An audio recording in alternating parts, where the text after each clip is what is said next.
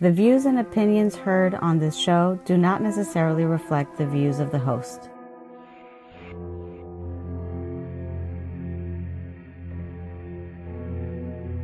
There had to be someone, not something, because things were out, second law of thermodynamics. There had to be someone without beginning or end who had the power and the knowledge, the wisdom, the incredible, infinite intelligence to put all this together, from the organization of the atom to the cosmos and so forth.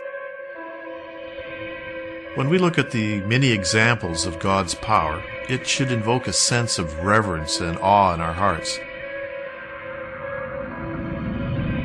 Truly, our Creator is the God of wonders, and the greatest wonder is His immeasurable love.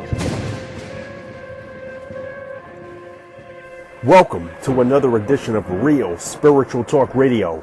I'm your host, Lamont Gates, bringing you the world of faith, metaphysicalism, and spirituality. Today, continuing in our series of near-death experience accounts, I will be joined by an author on such accounts, as well as an experiencer who received a number of answers to his questions. Let's get it started.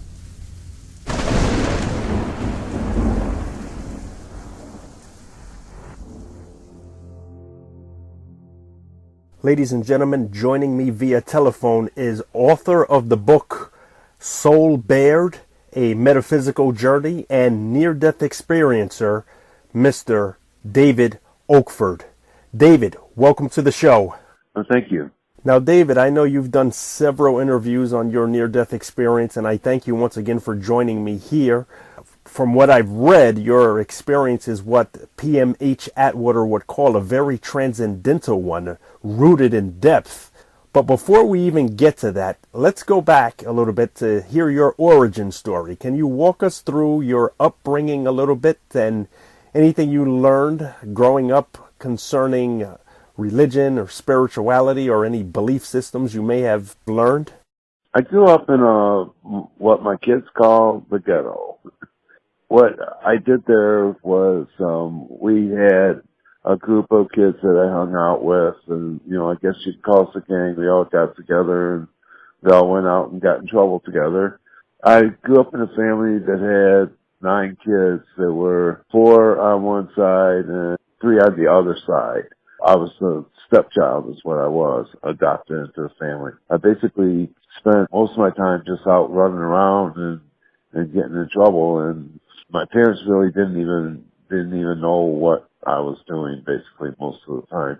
I had a little bit of religious upbringing.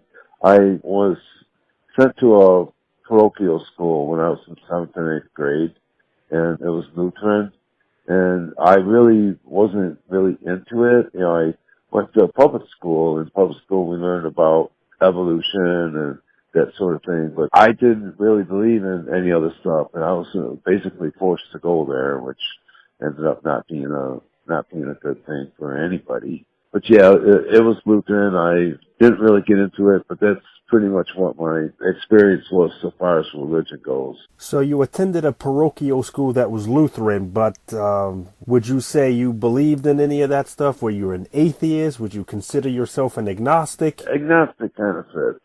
I do believe that there's stuff on the other side, but back then I really wasn't sure about anything.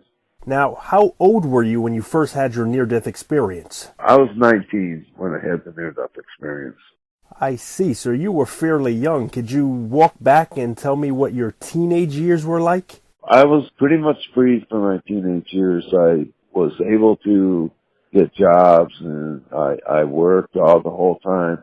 I spent my money on drugs and alcohol and anything else that I wanted to spend it on. Got in fights, I got in trouble. My teenage years were pretty rough. There's a lot of things that happened to them. So basically you would say that you were pretty rambunctious as a teenager and got into a number of incidents. Yeah. Okay, with that said, what was it that actually led to your near-death experience? Well, what it was I did something that was like, it was a rock is what it was. Some kind of a rock. It was like brown in color. Probably crack cocaine is what I think about. I looked at pictures of it online, looked just like it. And what I did with it wasn't what you were supposed to do. That stuff was supposed to be, you're supposed to smoke it. You're supposed to crush it up, and you're supposed to smoke it. You're not supposed to crush it up and snort it like I did. And the friend of mine who got it for me, he saw what I did, and he said that I was going to die. And that's what led up to it. That's how I died, was from that. So you had an accidental overdose on a substance that you believe to be cocaine? Yes. I didn't intend to do anything, like that. Okay, so what happened after you overdosed? Well, after I took it, I started feeling high and everything, and I was with my friends. My friends and I went outside, and I was sitting on the porch, and then I didn't feel right. I felt like I had to lay down, so I laid down, and then I blacked out. And then the next thing that I remember happening was I was in my friend's car, and we drove around the neighborhood, and I could see my parents sitting on the porch. My friends told me that we didn't go anywhere when I told them about this after. Then the next thing I remember, I was in the house. I could feel my body, and then there was just silence after that. And then the next thing was the radio started playing really loud, and I couldn't take it. So I tried to turn the stereo down. I reached out, tried to touch it, and I couldn't touch it. The knob wouldn't turn. And then so I tried to unplug it and couldn't grab the plug either. I started to freak out and started to go around the house trying to find my friends. Couldn't find them, and got even more scared. I couldn't get out of the house. I tried to get out of the house. I couldn't get out of the house because I couldn't touch anything. And I decided I was going to try to pray to God and see what would help. I prayed to God. I said, look, I really messed up here. And then I looked over to the door, and there was this spirit being standing there. I like to call him my angel. He was standing there, and he said, I'm here to help you. But when he talked, his mouth didn't move. It was more like I could feel what he was saying. Would you say this was telepathic communication? Yeah. It was telepathic, and I didn't know really what he was, but he called me a name, and I don't remember what it was, and he said that was my name in spirit, and he had a name too. We got into it about that the devil can deceive you, and I asked about that. Spirit told me, and I call him Bob just because I got a name of something. It's just easier that way. So you asked whether or not this guide or angel, so to speak, could have been some sort of deceptive entity? Yeah, and he told me that it all depends on the intent. He said you could tell by their intent. If their intent is just for them or it's bad toward other people, then they would be someone that I would not want to associate with. So if the intention of this particular being or spirit is for their own benefit or to lead you into hurting someone, it isn't a spirit to be trusted, in other words. Yeah. Got it. So there was that, and then he told me that he knew about me, and I wanted him to prove that he knew about me. So he told me the things that I did when I was growing up, things that I thought about, things that I thought that happened the first day when I got to that house. He told me things about my real dad and about how I wanted him and how that's what I thought of at night when I went to bed. Just stuff like that I knew that he knew me, and there was no way that he didn't. And then after that, he said that we could go anywhere that we wanted to go. All I had to do was trust him, think about where I wanted to go, and we would go. I thought, well, what about the wonders of the world? So I thought about Egypt, and then I trusted him, and then we went to Egypt. When we got there, I could see past time from when I had a life there, and I could see the present time of where I was, and I could see both of those time frames, I guess you call them.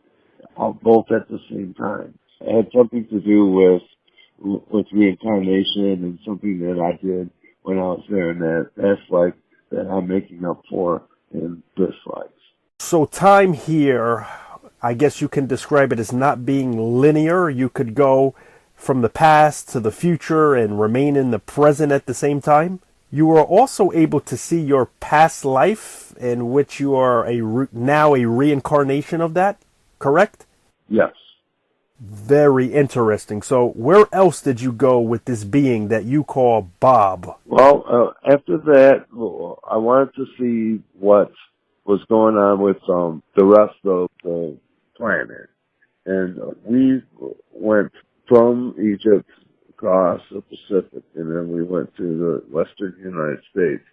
And on the way there, I could see the energies in all the different countries and what color they were. They were energies. And something I did not say. Bob came as his energy. It was like a glow was about him. And the glow was the same as what I was seeing.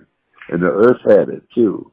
Then he showed me the energy of people when we were going across the country. He explained that the energy that I was seeing in the different countries of the world, it's all energy that is what your soul is made of. You can tell which energies of someone who is more spiritual and which energies someone who's not spiritual by the color. It's basically an aura, and you can tell by the colors. Like if the colors are bright and and shimmering, then that person would be more spiritually evolved than someone who has a darker type of colors. So you could tell in your near-death experience what individuals on Earth were of a higher spiritual character, I would say, by their color vibration? Right. That's what Bob said. I understand that you asked this being about the existential nature of God. What exactly was the response you received? Okay, we went to another place, and it was like I call it a star place. It looked like a star when we were going there. That is where I asked about God, because I want to know, who made everything? How did all this happen? And I thought about God, and like, what about God? Did God make all this? And then Bob told me that God is everything. He said he's everything that you can see, everything that you can't see, everything that you feel, everything that you touch. Everything is what God is. And when I understood everything that there is, then I would have a shot at understanding God. That's what he told me about what God is. You also asked about Jesus in your account. What was the response to that? I asked about Jesus, and then another light being came that I took to be Jesus, and he looked like his light. It was all white, and then part of it turned into his face, like the face that I saw in a painting of Jesus in the parochial school that I went to. And I think he did that for reference.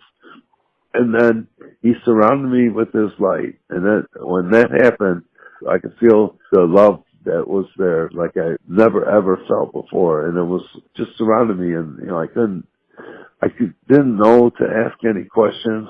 It just felt the way that it felt. And then he said to me, "Tell them to love one another." And then he left, and that's all he said.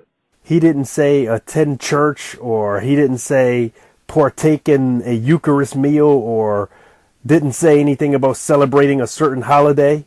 It was love. Yep. That's all it was. Did you feel that Jesus had any kind of authority over there? Yeah, I was under the understanding that he is a great master entity figure. It really wasn't religious, really, not in my opinion. So it was spiritual. Yes, that's more like it. So did you see any relatives or anyone you knew while you were having your experience? Not the way that everybody else does. Did you have a life review of any sort? I saw 4 spirits before I went in for my life review. And I ended up having 4 kids. These spirits knew me when I went there. That was just before the life review. Okay. Now, the life review itself, what they did was I had to go into this room, and there were a bunch of spirit beings there, like 5 or 6 of them. And what they did was they started showing me my life from the beginning up to the end. And what they showed me were things that were pertinent to my life and made me into the person that I was. It was stuff like me punching my dad, stuff like that. It's like, okay, and why am I so angry? It's like, well, okay, well, here's the reasons why you're angry. And, you know, some of them were good reasons, some of them weren't good reasons. It all depends. The good things that I did and bad things that I did, pertinent to the goals that I set to that life. Right. I do understand from what I've read that life reviews are a non-judgmental review of one's life that is basically constructive by the beings or being that is participating in the life review with you. Would you say that that was correct? Yes, that's how mine was. Speaking of reincarnation, did you learn exactly what it was you did in your past life in Egypt? It's one thing that I do not know, still do not know what it was that I did there. It wasn't something good. I asked about it. I asked Bob about it. And he said that there are some things that are not good for a person to know when they're on the planet. It's dangerous for me to know that. I could either hurt myself or hurt someone else with that information. I have read that memory of past lives are usually wiped due to the distress they could cause a person. So, believe me, I get it. Can you share with us what it was like going back into your body? I decided to go back. We had a big discussion with Bob about that. And then I decided to go back, and Bob took me to this river. And what the river is for was to cleanse you of things that you shouldn't know when you go back. And I went into the river, but before I went into the river, Bob touched me on what would be my lips. And he said, you aren't supposed to share your story. And so then I went into the river, came out the other side, and there was like a trail. It was like a glitter trail. And I got that I was supposed to follow that.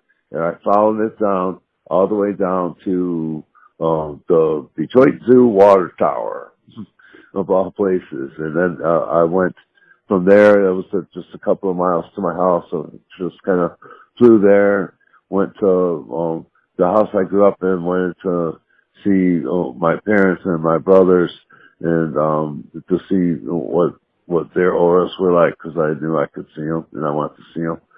Being in that family was a huge part of my life that, you know, like, that really messed up things. But after that, I went down the street and I felt the sun rising and I could hear the sun rising. So I went inside, I got back into my body, and then the first thing I did was check everything out and make sure that my, you know, fingers, toes, all that stuff. I woke everybody up. All my friends were passed out on the floor, and 5:30 in the morning, I'm waking them up. And none of them wanted to hear anything about it, and I really wanted to tell someone.